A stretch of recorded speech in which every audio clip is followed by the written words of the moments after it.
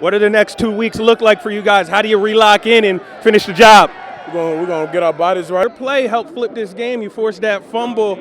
What were the emotions like as you saw that ball come out and you guys jump on it? Oh, man, it just was so surreal, honestly. You guys were favored to win this game. You get down early. A lot of teams would get really tight, but you guys, you got a friend right here, he's crowning you. You guys didn't get tight. You were able to power through. What does it say about this group? They just say the type of guys we got in this locker. What I learned was the Kansas City Chiefs and Patrick Mahomes are very feared around the league. A lot of people don't know if this Niners defense has any answers. He just said the quiet part out loud. These guys are human beings, and this is a job for them, so they have to have some sort of release. Oh, we have the McCaffreys here walking by. Mr. McCaffrey, do you mind if I ask you a quick question real quick? What's the advice you give your son? You've been here before. After 30 minutes of gameplay today, it was looking like that second goal was not going to happen.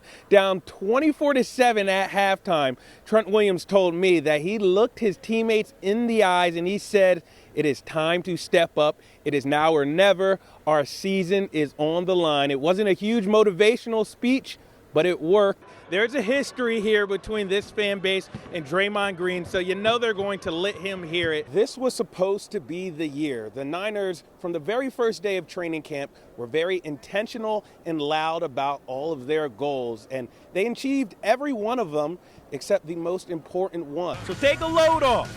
All that and more, now on the Red and Gold Zone.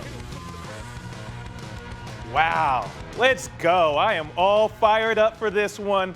What a season it's been, and the stage is set for the stretch run of the season. Thanks for rocking with me here on the Red and Gold Zone. I'm Jason Dumas. We have got to start with another guy who got his start in the state of Michigan. Draymond Green is officially back with the Warriors. He was on the bench on Sunday night during the Warriors' loss to the Toronto Raptors. As I said earlier, Steve Kerr will figure it out. He has earned our trust. Steph Curry has been phenomenal this year. So it's just a lot to keep an eye on. And how about the Stanford women? They just keep on winning. I can't wait. USC next week, 1 versus 2 at Maples. It's going to be a showdown. Of course, Crown 4 will be there. We everywhere. Have a good night. Tara, it's kind of the quiet after the storm. We had a nice celebration for you. 1,203 wins. What has been just the most rewarding part of your ongoing journey? You know, I know you're an extremely competitive cat. I know you probably wanted to come in the game sooner on Saturday in that second half. How are you able to channel your frustrations in a positive way? Because tonight you came out 23, 5, and 6, controlled the tempo of this game. Yeah, Matt, I saw you lit out a big smile at the end. It wasn't the easiest win, but how does it feel to finally close out one of these close games?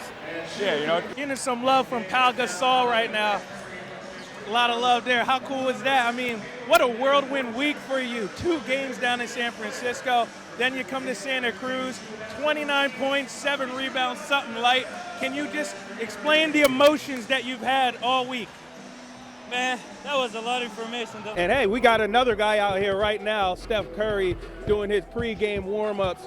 Obviously, we know what Steph brings to the table. They lost by 45 points just 2 days ago, but as you see Steph and company, their focus, of course, we will have reports all night long right here from Chase Center. And now I'm joined by Keegan Murray. Keegan, I'm not even going to skate around this. The headline matchup of this game is you and Chet Holmgren. How do you stay focused on the actual game and not get too caught up in that individual matchup? I mean, rankings, numbers don't matter when you step on the court. So I'm joined by Colin Gillespie. Great all-around game, 12, 5, and 4, 7 of those 12 points here in the fourth quarter.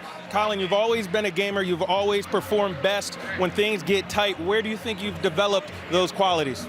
I think just in college. Monty Morris, a former Denver Nugget, he just tweeted not too long ago, I'm a huge fan of Colin Gillespie. That kid is tough.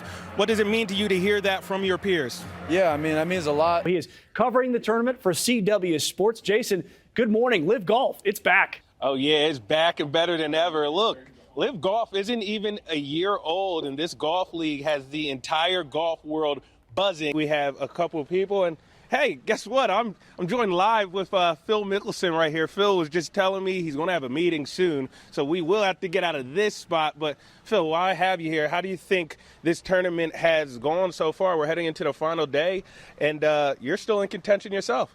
we're having a blast. It's been a jam-packed night here in the Bay. I'm just hoping Aaron Judge stays in the Bay. Don't let him go back to New York City. I think we should also go with what you said. Pam should wait for him at the airport. No one can tell Pam no. So maybe he will stay here in the Bay and become a San Francisco Giant. Yeah, you and I have learned that lesson the hard way. You're right.